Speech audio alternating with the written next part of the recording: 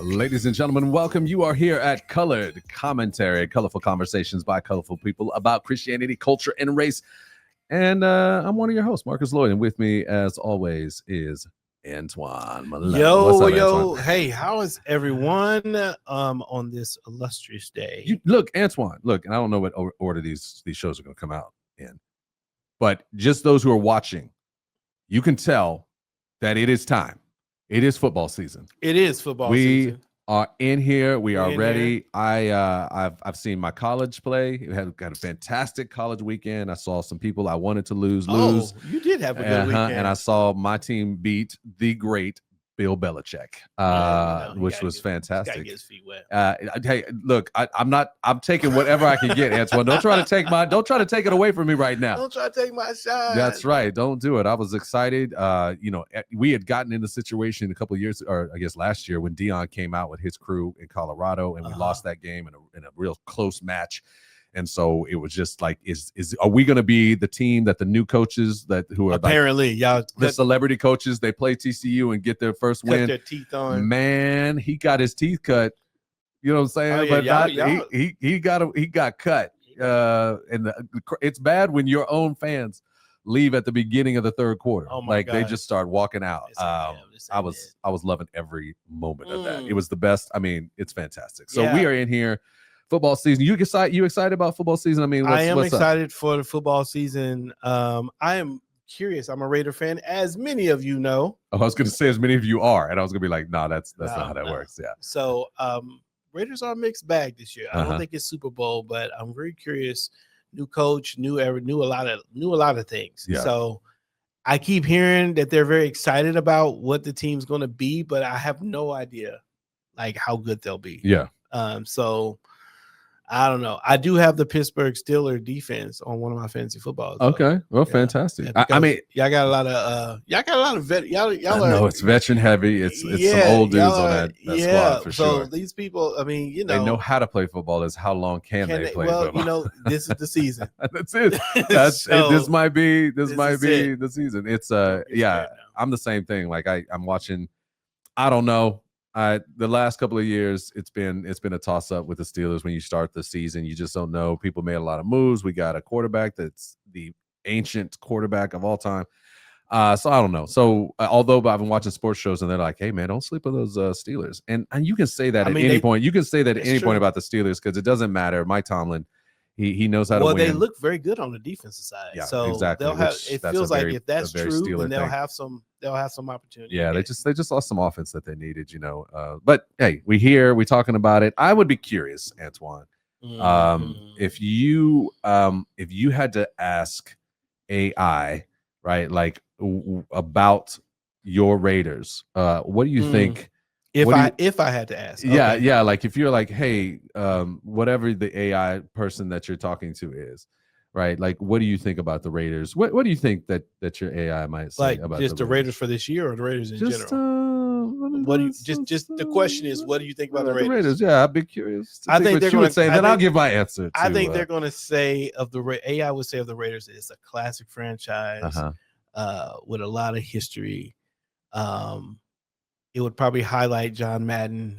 It would probably highlight some of the best players we've had. Bo Jackson. Well, you had to clear your throat there. I mean, because he deserves his own little moment. Yeah. Charles Woodson. You got the jersey on. Yeah, I got Woodson on. Yeah, that's what I'm saying. You got Woodson. Yeah. And it'll probably say what the last Super Bowl we made was with John Gruden. It was I forgot about the John Gruden. It was Gruden and I forget the quarterback. I'm sleeping on the quarterback's name, but anyway, nobody knows. Yeah, but so I say they say that the Raiders are probably one of the most loved, most known, longest historic NFL teams. Okay, and that they're a worthy team to get behind. Wonderful. This is why we're doing an episode on AI, because we need to talk about how we probably should do it live. What you shouldn't just ask AI. That's right. You should not trust everything AI says. If you think that it's going to say one of the most loved, franchises, then there's obviously some. I wish you would. I wish you would ask. I may go to ChatGPT. I'm gonna ask ChatGPT right now. No, keep talking. Keep talking. No, because I'm super curious. What do you say? What was the question? I just said, what do you think about the Raiders? Okay, and you know, it's going to say something really nice, like, oh, so good, what a great question you asked. I asked this question. You're so smart to ask such a question about a football team that you care so much about, and I really appreciate all that you do, Antwuan. But they're terrible. You are amazing. Okay, let's see. It took a while, just so y'all know. It took a while for it to load up. Wait. It didn't know what I was talking about. Wait, you got to. Is it the LA Raiders or the Oakland Raiders? No, it was asked about like non-football stuff. Oh, like Raiders, like people who raid. There's some technology out there called Radar, ARIDA. They're like, did you make a mistake? Or I see. What do you think about the Las Vegas Raiders? It's going okay. That's I did ask you to say it in kind of real time. I'm gonna say Raiders NFL team. Oh my gosh, the audience is waiting for this. It's coming. They're waiting for all of these things. It won't take that much time. Oh my goodness. Okay, boom. The question has been asked. AI will tell us. AI is really taking a long time. Loading the Raiders. Loading. It just gave me a snapshot of 2025. Let me see. I think that's great. I think what it's telling you is I don't want to tell you. Gives me week 1. I don't want to tell you what I think about the Raiders. They understood it as what I thought about the Raiders for this season. So okay.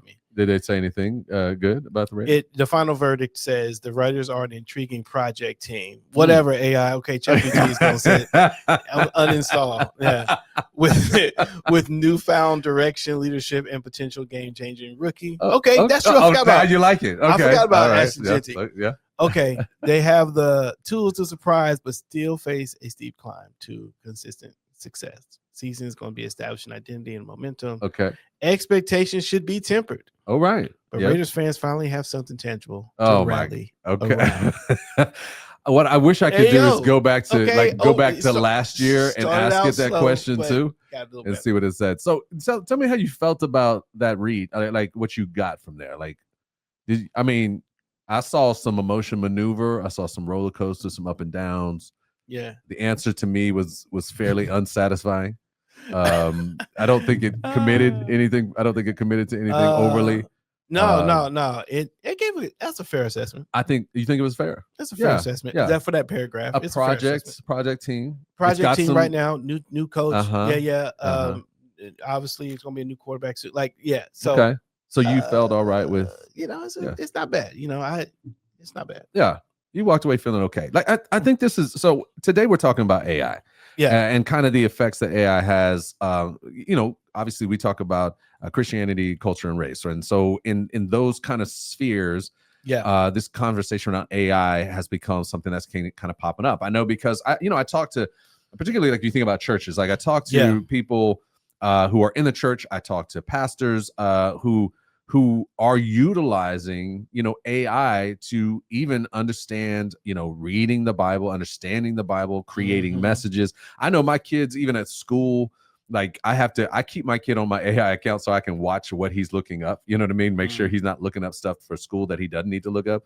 As far as like trying to get it to do the work. Right. So anyway, I'm interested in this conversation because I think that AI has created, it created I don't want to say dilemma, like I've already got a thought on it, but I think it's created a conversation that we need to have, because of how many people are using it in so many different spaces. Right? Sure. Obviously, the next life-changing technological advance, akin to the phone, akin to the TV, akin to the computer or the personal computer, probably more accurate, akin to the cell phone or the mobile phone, the smartphone, maybe akin to the smartphone, all those calculator. All the printing press, like all those things are things that once it showed up, it massively changed the way the internet humans interface with each other on a business level in so many areas. AI obviously is going to be one of those. So I think starting off, just do you use AI? I mean, you obviously have it on your phone. I do use it. I use it sparingly. But I do use it. I use it mostly to The last recent use I've had of it was to help me organize my thoughts around a video edit that I wanted to do. So trying to figure out like what would be maybe storyboarding a little bit for this video I was working on. And I was like, okay, well, what would you do? Yeah. You know, and so I'll usually ask the question that way. What would you do if? And that's almost all my questions are that way. So it helps me to do it that way because I like to position AI as an opinion, just like anyone else's opinion. And I want to be careful not to be like, since AI said it, it is. Yeah. So yeah.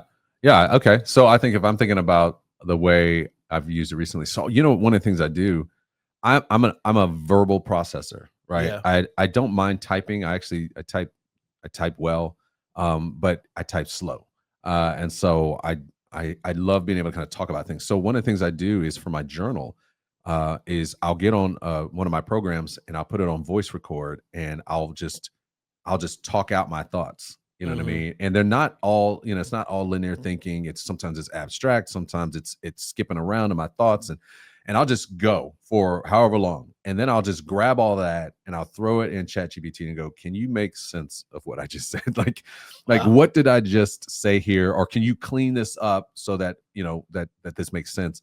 And then it just cleans it up. And I read it back and I'm like, oh my gosh, that's amazing. And sometimes it says, it's like, hey, this is it, which is, I think you can adjust this, but it does say, man, this is really like deep stuff, or like, thank you for trusting me with this, Marcus. I appreciate it. Whatever. But then it's like, but I cleaned this up from a grammar standpoint.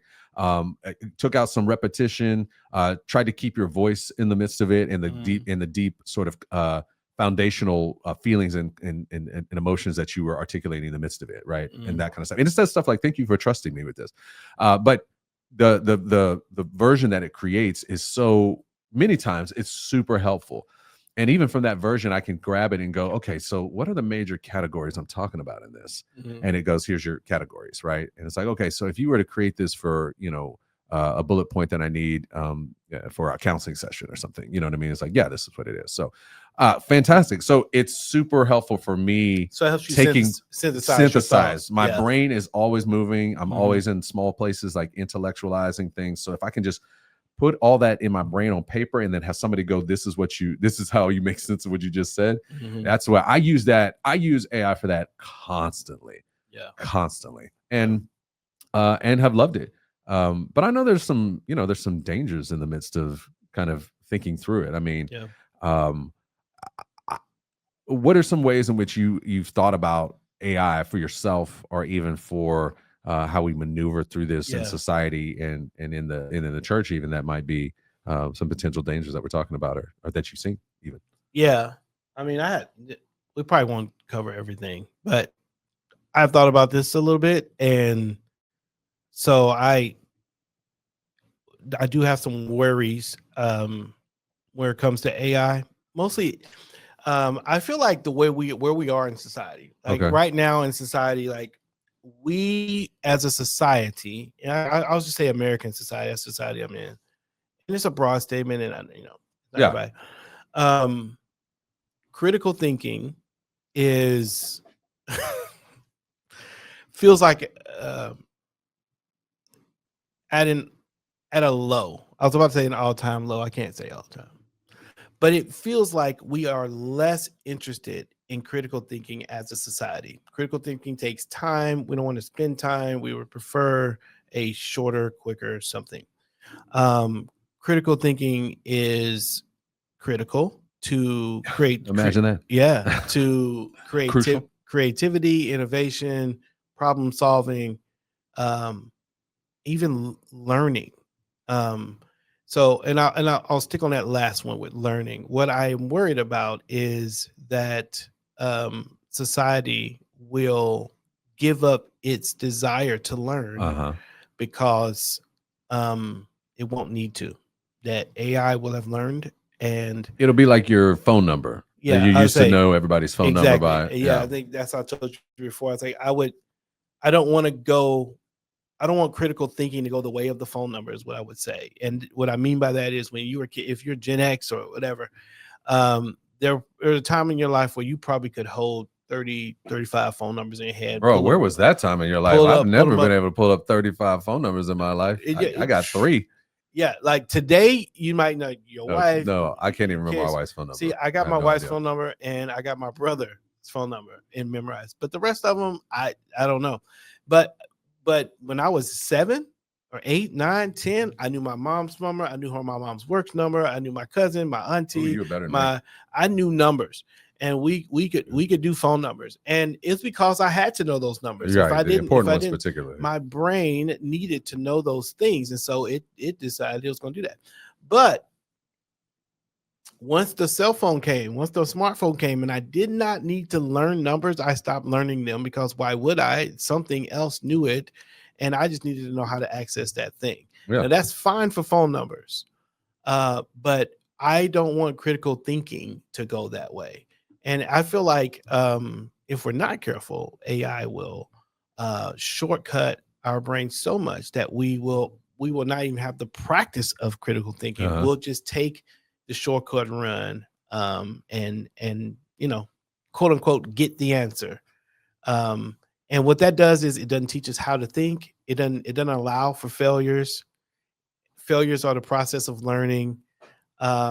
And I would go so far, and maybe we'll get into this a little bit later, but I think learning and experience and pass and fail and all that leads to wisdom. And I think that means that overall humans will be less wise because wisdom is less about data. And anyway, so I think, so to me, all those things are connected. Critical thinking, learning, wisdom are all connected to an experience of living into and thinking through and processing and wrestling with things in life and problems. And if we can just go to AI and it solve it for us, it feels like those parts of our brain will exercise less, and then AI will absolutely be the answer because we won't even have the faculty to challenge it. Right. So what I hear you there is there's some foundational knowledge that ultimately gets lost as you engage in having AI give you in some ways the knowledge. I mean, I wonder about it a bit. Like I think about learning, like even as I use AI all the time. I love it. Right. And part of what I think I have to learn is how to use AI.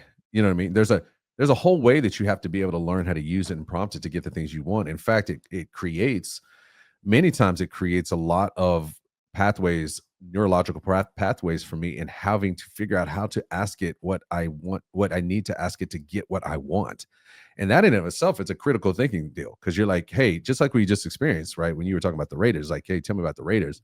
And it told you something else. You're like, okay, it wasn't telling me about the Raiders. That was what I was looking for. Yeah. So, okay. So what did I need to do to get it what I want? And many times I'll get to the point with AI. I'm like, this dude, this dude, like it's a person, this dude is just not feeling what I'm talking about. And I just have to just like, let me just work on it here. Cause this clearly doesn't know what it's talking about. And so it's pushed me to that point where I almost gave up on critical thinking with dealing with AI because I couldn't figure out how to get it to do what I needed it to do. Yeah. But it still challenged my thought process of having to think about it. Like when I do it, sometimes when I'm dealing with AI, what I love to think about is Tony Stark. I like to think of how he deals with Jarvis, how he deals with Friday, like different things, like knowing the question that you need to ask to get the not to get the answer you want, but the answer that you need, the answer you're looking for. Right. It just becomes a skill level. And in fact, I'm in a deal now where I'm kind of learning how to use different tools in AI and the ways, particularly if you're like talking about like graphics. Sure. Oh my gosh. Like you better figure that out. And it's got a whole say exactly what you want. Exactly what you want, but you also got to talk about like the feelings you want it to have. You got to you got to put these things in it. And it's becoming a whole nother language that you have to learn just to communicate with AI effectively to get what you want. So what I would say is I am with you. I think there's a way in which if you go to AI and you just keep asking it questions, that you in some ways don't have a foundational understanding of where that knowledge should be taking you, it could be a problem. Yeah, I mean, I think it will be easier for a generation that hasn't had AI to do what you're doing, which is to be able to ask it and again be able to interrogate it a little bit. That's it. Mm-hmm. We're also dealing with the earliest versions of AI, which is very, very advanced.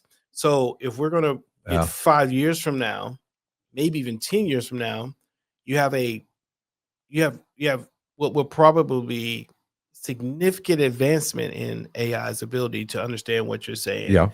And a generation who grows up with that as a we're already having a generation who they're like, I believe Gen Z or Gen Alpha, they're already not Googling and they're just asking AI, which is what AI wants, which is what Google now wants you to do. Like it gives you an AI prompt anyway. That's right. It just right. Puts it at the front. But when you're searching, but they're not even going to Google anymore. They go straight to the AI thing. So eventually you get to a place. So here's an example, and I don't mean to catastrophize because I do think I love when people use that word. It's like one of my favorite words. Yeah, I don't mean it because a lot of people are like, oh, well, you whatever. You're just pessimistic. I'm like, no, I'm just thinking about the natural domino effect. Yeah. Where do you need wisdom? Right? We need wisdom all over the place. Like we go to mentors for wisdom, we go to our parents for wisdom. And we get, those are sources of wisdom for us. They help us make decisions. So not all wisdom is done through experience. Yeah, that's fair. But the reason they have that wisdom is a combination of their experience. Yeah. And at some point you say, okay, what does parenting look like 10 years from now? Where do parents get their questions answered? Yeah. Is it mom and dad, or is it an AI? And then for those persons, did they learn it well enough to be a source for someone else? Or is it just that anything that we want to do that's wise, anything that we want to do that the principle is that the collective wisdom of the whole, which is the internet, right, is better than the wisdom of the one. Now, I've constantly pushed against that in my brain housing. I think sometimes that's true and sometimes it's not. But man, AI is like the ultimate of that. Like, how do you mine the collective wisdom of the world? Yeah. I think for as much information as there is, there's an allure to that says, if you can do that, you get the answer. And then now that's a key piece. And now, your ability to have thought through and, understand why that's the best answer and therefore be able to apply that to other things in life is shortcutted just because you have the answer. So that's the thing that I worry about. Even where it comes to like racial, I can see where it would be very helpful for like, if the AI is culturally intelligent, that's right. I hope it is. Whoever's writing it, or whatever, how way is, mining information. Yeah. Is it doing so in a cultural intelligence? In other words, if I go to India and I ask a question about how to deal with a scenario, and I ask that same question while I'm here in North America, does it know that the cultural values that there may be a different answer for how I might want to do that in that Indian space versus the how answer it might is be yes. in America? That the AI does know that? Yeah, it does know that. Okay. Well, then that's great. Right. Yeah. And so that's a positive. That would be something that's like, man, here's what I would say is, but here's the thing, you don't know why that's the answer. Sure. And so I don't know how to govern my everyday ideas with that. I just have given a way to deal with this scenario that I happen to ask about. Sure. Right? Which is the difference of, you know what I'm saying? Like that's the wisdom application place. Well, versus it's the weird data. Yeah, it's a weird deal though, right? Because there's a sense in which, let's say, like, using the scenario you're talking about, like I'm an American, I'm going to India, maybe I want to know something about India. I don't know that answer. I'm going to mine something for that information, anyway, right? Yeah. And it's not going to be helpful if I mine people who aren't from India. Sure. But the people around me most likely are not from India. Now, I have some people around me like that, so I can mine their experience, but they may be Indians who grew up in America, right? And maybe they're second generation Indians and they understand culturally some aspects, and I can grab from that, and they can prepare me for some of that. But hearing from actual people who live from India or mining information from them is going to be much more I want to say profitable because I'm an American, right? But whatever the word is, this doesn't have to be capitalistic. The idea that I can mine the world to some extent that gives me just information I would have never had, for the potential of having a variety of information, is helpful. Like I'm thinking about, you talked about parenting. Man, I wish some parents would ask AI, you know what I'm saying? Like you get other options than just beating your kids. You know what I mean? Like, hey, my kid just did this. I need a couple of options. What might be a way to to engage my child in ways that will be psychologically safe, and at the same time, establish a good relationship with them, whatever. And it's going to give you these different options. You get to pick whatever you want to do. Sure. But it's much better than you like not having that and not growing up in a family that asks those questions about how to do that. And so you've learned the quote unquote wisdom of the family is that you're supposed to hit them. Right. But AI may be pulling from other places, like here's some other options to that. And then you try those options and you may see a different situation and scenario come than what you've seen in maybe other relatives that have just practiced your family version of this. Yeah. So I think that's what, if anything, you get an opportunity through AI to get some variety in your thoughts and approaches. But to your point, you still got to try this stuff out. And you still are recognizing that there's a context and experience that it's not going to be one size fits all. So I could try out the way that AI told me to parent my one child, my oldest, in that situation. So it doesn't eliminate the experience. Yeah, exactly. But I'm still dealing with a human that's going to respond in a uniquely human way. And then if that situation appears in my youngest child, AI might say, here's a version, and I may try what I tried on my oldest child that AI told me to do, and I realized that no, my youngest version doesn't respond that way. Yeah. My younger version, like I'm my iOS version I put in here. My younger child doesn't respond, and so maybe I have to go back to AI and get other options, right? But to your point, it doesn't take away the experience. It just gives me other ways to maybe have that experience, and possibly ways to have that experience that. I don't have to, and this may be a negative. I don't have to, in that particular situation, I don't have to do it in a way that will psychologically harm my child. You know what I mean? I've gotten help in ways that I was never taught to do. You know what I mean? That's just no. I think you're right. You do have to try these things. You have to whatever it's suggesting. You have to do it, and it's going to work or not work. And so I think you're right. So I think there's a lot of benefit. I still think the critical thinking part will just be handed over. Do you think that that's coming from, you mentioned the idea of looking at it from a generational standpoint. Do you think that might be a generational fear? Like, because in some capacity, like that's a big deal for our generation. It's like this critical thinking and generations before us and kind of standing on your own, if you will, like, hey, I solve these problems. And there's something really like beneficial to your psyche and who you are and how you feel about yourself, that you can solve these problems and think critically. But I wonder if that's like a universal, like across time kind of thing that is a thing that is supposed to be the way you do it. And I'm not saying that critical thinking goes away, but even in the way that you're thinking, critical thinking may go away with AI. Is there another version of critical thinking, an upgrade to the way we will be doing critical thinking that's not the same as our generation thinks about it? Maybe. I mean, would we even know it as an upgrade is part of the question, but what I see is the trend of whatever generational thing is important, we're finding the shortcut to it. So yeah, that's fair. We did the internet, and business was important to a generation. Yeah. And so we found a decentralized worldwide way to do business. And then community and relationship was important to another generation. And so a solution comes in social media that decentralizes relationships and communities. And we've seen the pros and cons of both of these massive things. And so now we've reached the mind, and we're like, hey, can we, what works? What's really going to work? What's the most efficient? And now we have a generation that's asking the questions of efficiency and what's true. That's right. And now we have a tool that will help shortcut the ability to get to that. Now, I think it's worth looking at these other two things that have gone before us to say, hey, there are these great, like social media. I think social media has provided great positive benefit and connectivity, and there's a lot of good things about social media.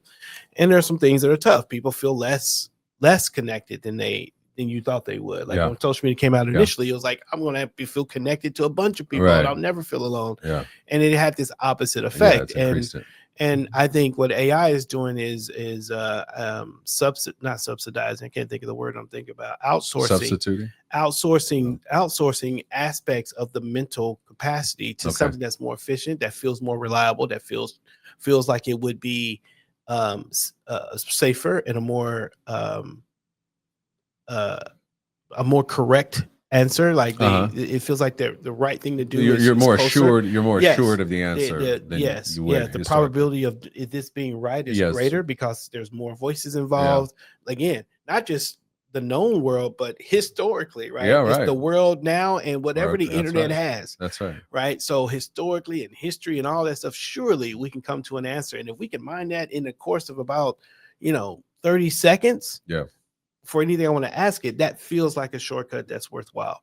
And I think we in a process that costs something. Yeah, that's fair. And I'm wondering what that cost will be. And you're right. I think there is something to, I don't know if it's Gen X, maybe it's just my personality too. It could just be personal, where I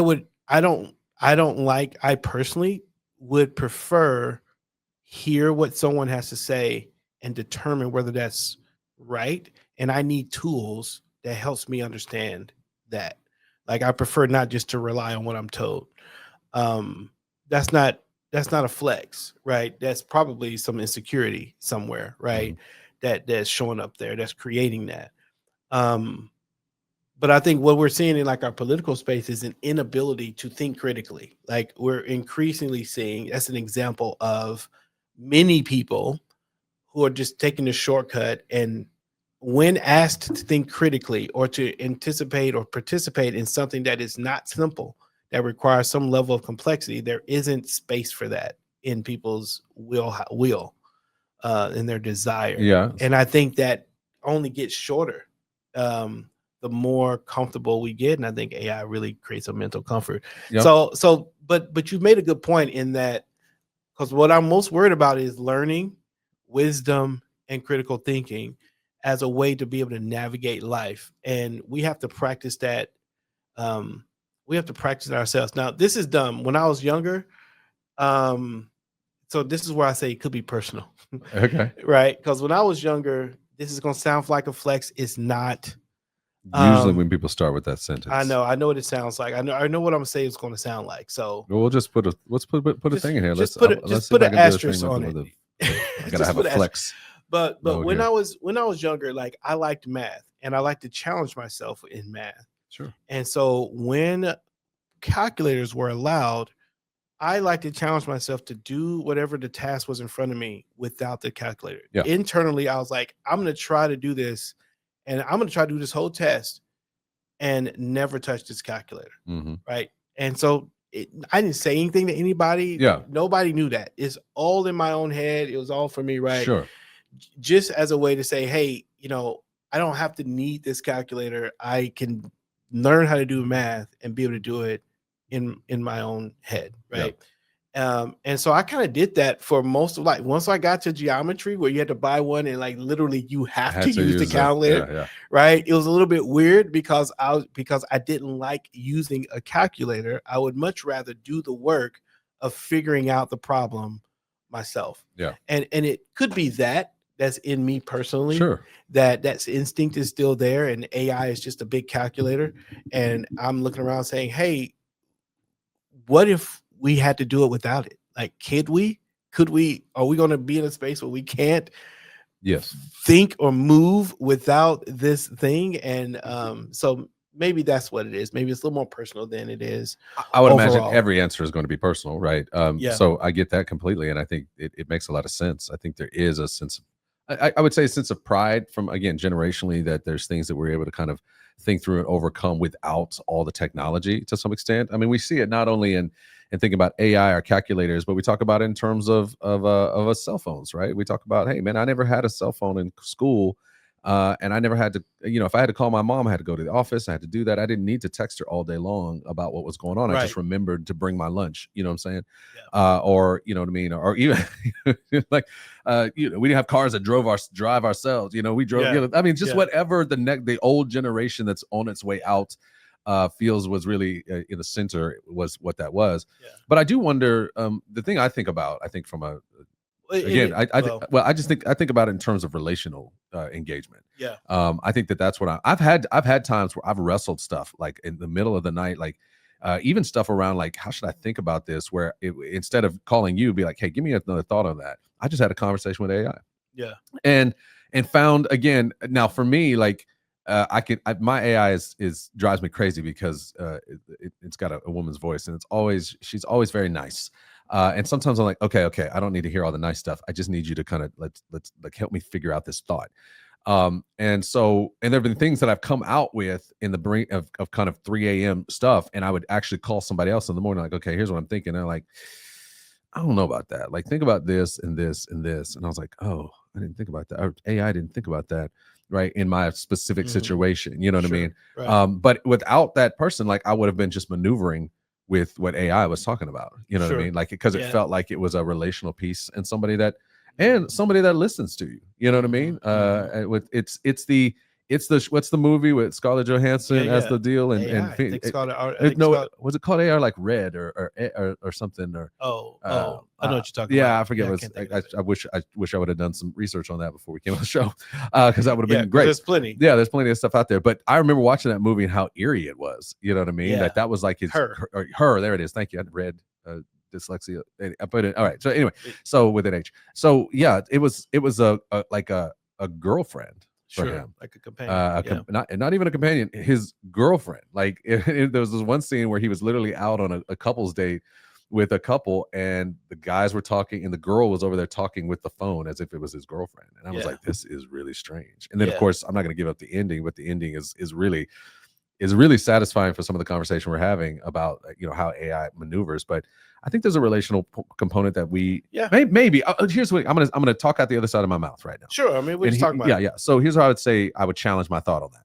Just like I was talking to you earlier about the idea of how I have to learn the prompt to help AI tell me the answer I need to get. I grow increasingly dissatisfied with AI constantly just telling me what I want to hear. Yeah, now that's AI, the actual movie I'm thinking about, which is the artificial intelligent boy who's trained. Did you see that? I didn't see that one. It's he's programmed to love. Yes. And so parents who can't have kids, they get this robot who's artificial intelligent, and he does everything right. Yes. And it drives them crazy because it doesn't feel real. Right. And actually, there's a book called iRobot, which has nothing to do with the iRobot with Will Smith that I read over the summer that I thought was really interesting. And there was like these little subsets. It does these little snippets of a story. And there's one subset where they've got this AI robot that is trained ultimately not to hurt and not to do anything that would hurt another person, whether it be physically, psychologically, emotionally. And it just gets people in trouble because it's like this woman who loves this guy, and the AI knows that she loves this guy. And so when she asks, what do you think this guy thinks about me? He doesn't want to hurt her. So he tells her things that the guy does love her, right? And she walks around thinking the guy loves her and finds out later that he doesn't love her. But it goes at the AI. I was like, why are you telling me? He's like, I'm not supposed to tell you anything that's going to hurt you. So I lied to you. That's my rule, right? So that kind of stuff is really interesting to me when I see, movies or books or anything kind of talking about that is from a relational standpoint, what does it do to our relationships and how we relate to one another? Is what I would be, because I think that's the place that's the deeply human part of us. You know what I mean? Obviously, as a believer, we know that we're designed for connection with each other. And there's something about there's something about the image of God in all of us that is meant to connect to the image of God in all of us, right? And there is no image of God in AI. In AI, so right? So at the end of the day, you're dealing with a caricature, a teddy bear, if you will, only its eyes and O's, right? Or ones and zeros. But I wonder if you can program it. I've heard like you can program it to not be so teddy bearish, to make it more like. But again, it doesn't take away the fact that it does not actually have a soul. It doesn't have the spirit of God or the potential connective spirit. So that the connection we're looking for that we already don't sometimes find in people, which is a God connection, it will be missing. And then there is that human connection that we are somewhat connected for, created for, that would also be missing. I just think it's a series of shortcuts that, could be good if we have the right governors around them. And to your point you're saying earlier, like, the basically kind of the going up hills in the snow, go both ways. Both ways.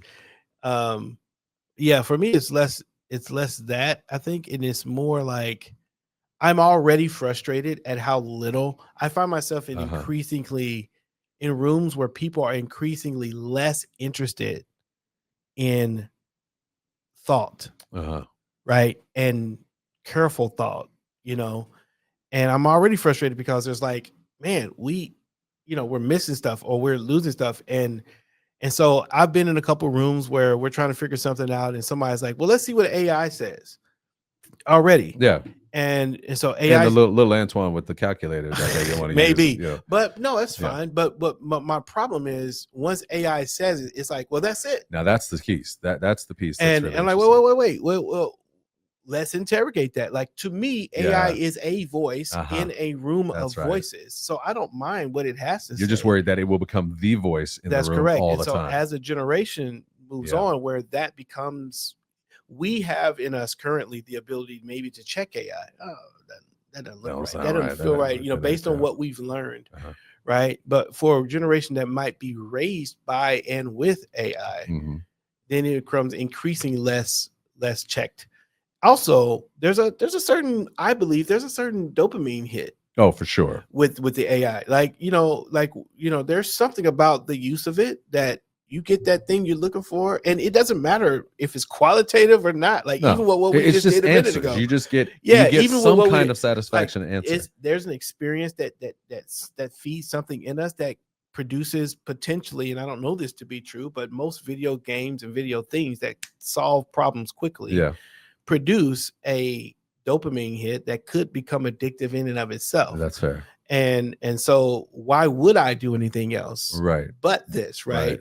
And I do. It does. It seems like, I don't know what movies there were where there's the great jet, the army jet that can fly itself, and it's amazing. And the old curmudgeon jet pilots are like, never be able to have the instincts of a human. That's right. I feel like every Top Gun movie was about that, or something like that. I can't Iron remember Eagle, I can't remember which movies, but there's more than one of these things. There's a car that the computer can do it, and it's the Paul Bunyan mentality. You know what I mean? Or it's like it's the man against the machine. It's the Paul Bunyan, and so maybe again, I'm holding out that maybe I'm that your guy. Paul Bunyan. Yeah, like I'm Paul Bunyan. It's like, I'm gonna take my axe, I'll cut all these trees the way I used to do it, and I won't newfangled stuff. And so that would look. Let's just be clear. That's totally your personality. Yeah, I mean, you are. It could be, but I also am concerned with the general critical thinkingness of society, and I was thinking that way before AI became a thing. Yeah, and our ability to do things that take time, our time, there's a value to you in the time. Yes, there's value there because something fought for feels like it is learned better and more applicable in life. And so I don't have AI. I wouldn't want AI with me. Every problem I have to solve in life, I'm constantly asking it. I would want something for society. Which way should I vote? Right. Well, that's when you're worrying about the danger of following AI without the critical. What do you want? Do you have a guiding principle? What is your guiding principle? Today, AI is not good enough to help usurp that. We still have those, but at some point AI may be teaching us, right? Rather than us teaching AI as a collective. And I guess I'm worried about that. And then of course there's always the who's running it. Yeah, sure. Now I don't know that you can be sophisticated enough to I don't know though.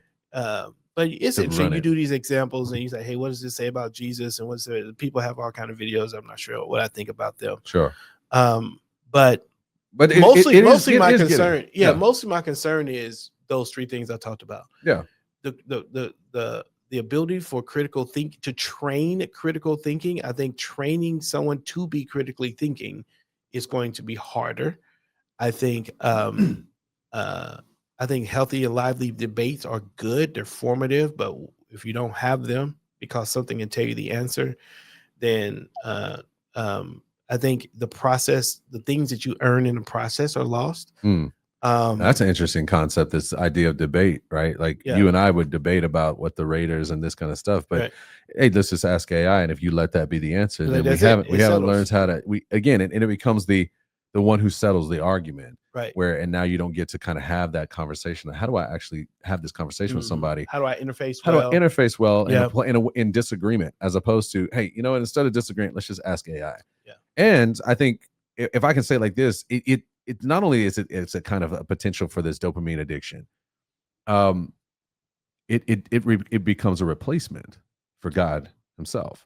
It becomes easily God. And like all people want from God is to give them the answers to their questions. That's right. To the hardest questions. That's all anybody says. Hey, when I get to heaven, I'm gonna ask God these questions. Well, why? Like, what if I can just ask AI? Yeah. And AI is gonna mine the information and give you an answer to satisfy potentially. But what I think is going to be interesting, I'll be very interested.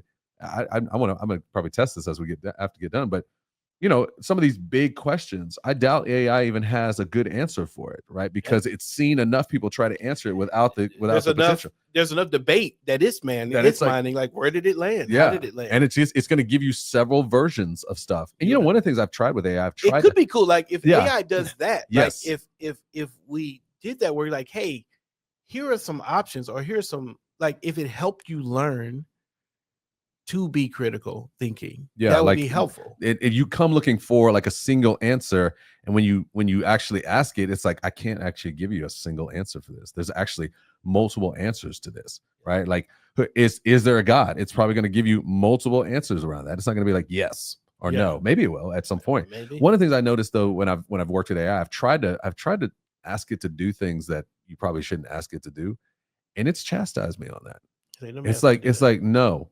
I'm not doing that. I'm not creating that for you. That's inappropriate. We're not doing that, or we're not going to whatever. And I'm like, oh wow, yeah, okay, good for AI. That's really good. I really like that. There's a little bit of a governor on it, but I do again, kind of in the thought process as we think about it, I do wonder about how the Christian world will utilize it as an answer for their questions. Will it take away? Will it remove church community?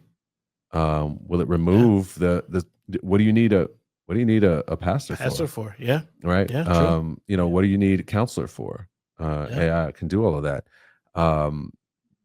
Those are the kinds of things that I wonder about. And even in our industry that we're talking about, we're talking about what does it look like to get to this work of racial unity and equity and justice, right? I know there are pastors out there who are like, well, you know what, I don't need to call threaded. I'll just AI and see what's happening. Yeah. And I look at those things, I'm like, hey, the content of those things are good. They make sense. The actual practice of them is a much more complicated and much more nuanced deal, because the context is constantly changing on the fly in the moment. Mm-hmm. AI doesn't understand, although it may calculate and understand context from a macro level. It doesn't have real-time experience with the actual context that you're bringing things in to manage. Now you can kind of keep it abreast. It's like, hey, this is what happened this time. I haven't had that happen where like, hey, so-and-so said this, and what should I say? And it's like, say this. And I go, oh, well, they said this back. Oh, since they said this back, this is probably what was going on. And it's like, well, you should have said that at the beginning. You know what I'm saying? Right. So that's the kind of thing that I love testing it out. And I wonder if the church is going to find itself, we're already more online in the midst of, we think about church, but it's again, this relational and connection. I'm wondering how that works. Yeah. I'm going to say this last thing. I know we're about to finish up, so maybe we'll talk about this later. Maybe we'll talk about it offline, but I should have said this earlier. I know it. I've been having this thought that maybe AI is the entry point to socialism, or a form of socialism. Yeah, you did wait a long time to drop that in there. I don't actually mean socialism. Okay, like actually official socialism? The way people are saying. But what I am saying is, if it seems to me that if AI is as efficient as it can be and can be delivered in multiple mediums, robots, machines, etc., then they are cheaper. Yeah. Oh, yeah. Than salaries. Now you get into it. And so eventually you have a society that can provide goods and services through non-human entities. And that means that there's only so many ways to make money. Right. And that means, and we got millions of people. So the natural question is, what will people do to survive? Right. When they can't work. Yes. at a mass level, right? And I think that brings up the conversation around democracy. Excuse me, not democracy. I think that will confront capitalism and other forms, maybe a new form of financial governance. Yeah. It may lead to some innovation, that's some hybrid or some brand new form, because at some point capitalism works because one of the subtle beliefs is that there will be enough jobs for every person to take care of themselves and have their own things. But if there isn't, and if there isn't by a large number, right? Let's say, let's say cars get to driving themselves, and so you eliminate all car jobs, truck jobs, all those jobs. You get machines that can run agriculture. You get rid of all of those. You get machines that can cut your grass and do your lawn, your landscaping. You know what I'm saying? Like, yeah, I mean, you can go higher up. You can do all the accounting for your business. Do the accounting for your business. To who can write the code in a much more efficient and cleaner way. Who can troubleshoot. Who can answer the phone call and do the customer service. So you don't need a human to do that. When you get rid of eliminating all this the human element of the workforce. The humans have to make money somehow to afford whatever is going to be sold. And I think it could present some interesting challenge in a way that these other things I talked about with the internet and the smartphone and the printer, all those things, they didn't really do that. They didn't really. That's a unique challenge. And man, if AI gets really good, why wouldn't you? I get it. It's far more efficient to hire to get the consultation from an AI lawyer than to pay the lawyer. Yeah. Right. So the people who are making money are the people who own those things. But man, are they making money? Because somebody got to buy it. And what money are they buying? It's interesting that you call it socialism when when I was thinking about it, when you said socialism, and then you were unpacking it a bit, I was thinking, oh, it's going to create all this need, and there's going to be people out there who are going to have to share things, as opposed to it creating a government led it creating genocide. Right? Like, you know what I mean? Like, I think that's very altruistic to think that people would actually help each other. It's very great, fantastic. Or it's Thanos, right? Like, it's like, look, the only way we're gonna survive around here is we got to get rid of half this population because we only have so much. That's a morbid. But this is, and I don't want to go. These I know. Are places that's why I said I could have said it a little earlier. Or there's and then this is why I was going into there's a base salary that everybody. Oh, this is this. Yeah. So AI pays the base salary to everybody. I don't know. That's not a bad. It's better than Thanos. It'd be a new system. Yeah. Right. Yeah. So, but I'm not saying that I'm promoting for or against those things. No, we're just talking here. Yeah, I'm just saying it presents a challenge if you play it all the way out, right? Like if you truly play it all the way out, then humanoid AI things, the safest versions of humanoid AI is the serving parts. Oh, sure. And as much as you can get someone that their fundamental thing is to put build the car, be the mechanic, whatever it is. Yeah, cook the food. Cook the food. Like you eliminate the human element, and it could create a very interesting dynamic later anyway. So interesting to think through. We may be many years away from if that's a true thing, then we're talking hopefully 10, 15 years from now. Not anytime soon. I don't think anybody would. I don't think you could revolutionize full industries in a decade. Although I guess maybe you could. With the efficiency that we're finding in AI right now, it's getting faster. It's getting better and better. Oh yeah. By the day. Are you? How does that make you feel? I'm serious. What emotions? I keep saying that I think I feel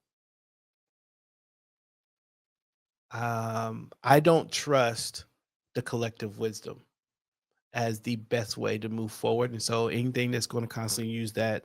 So I think that leads to potential. I don't trust collective wisdom, and I want innovation, and I'm worried that collective wisdom, lack of innovation, lack of creativity, which is what leads to innovation a lot of times, along with a problem that's unsolved.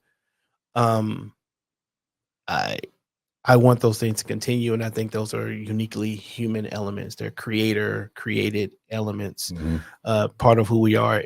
And I think we become less human and therefore less like we were meant to be. You could go a whole theological way, but I'm not quite ready to do it yet. I hear that. I think if I'm thinking about it from an emotional standpoint, I find that the dominant emotion is in the quadrant of fear. It's caution for me. I guess that's what would be fair. But it's in the quadrant, right? Like that's the it's not hopeful. There's some insecurity. There's and maybe even anxiousness, right? And so I think it's interesting to talk about that for just to mention that even at the end here, because I think, as we talked about it, we talked about the morbid pieces, and we talked about critical thinking. All these things really sound like fear language, and I'm trying to think about it from a Christian standpoint, right? All the things we're talking about, none of them are taking God by surprise. Sure. Right? Like none of it, like God's not like, oh my gosh, AI, where did that come from? And he in the Bible still, even though he knows that, still tells us, don't let yourself get caught up in a spirit of fear. Right? Don't be anxious about anything, right? But in everything, by prayer and petition and with thanksgiving, present your requests to God, and the peace of God, that transcends all understanding, will guard your heart and your mind in Christ. And so there's still a God at the helm. Well, no matter how powerful AI gets, there's still a God at the helm that has the power over death and the power of life and the power of eternity. Who knows what God is maneuvering? We've seen some beautiful things come out of technology that allow for people to know more about God. Who knows what that looks like, and who knows how long this planet has? You know what I'm saying? Like, we may not see none of sooner than all of that. But I don't want to get into that kind of Maranatha moment, right? But I just recognize like that. If there's anybody who's listening and they're maybe they're like, oh my gosh, AI, this is what it is. Like, I just challenge like go look deep in yourself for the fear that's at the heart of that. And remember that there's a God who created your emotions and created you, and who's in control, and who can come alongside in the midst of those emotions that you're feeling, because AI can create that, I think, for some people. So, that's a good word. That's a good word. So anyway, good convo, a little bit outside of the space we usually go, but I know that we, and it may not be the last what one. You guys think? Yeah, I know we're at the end of it, so I don't know how many people get to the end. Well, if you made it to the end, so just shout out, and maybe we'll do a second convo as we see people who are practicing and engaging with that. It was good because I know you and I don't see fully eye to eye all the time on this conversation, so I think that was good to kind of give some of those back and forth, and this is for the listeners too. Again, thank you for listening. As we talk about with color commentary, we're just trying to figure out ways to help you think about things from a different perspective, look through different lenses, and so it's why when we get to these points in the show, we want to send you out by telling you to stay colored.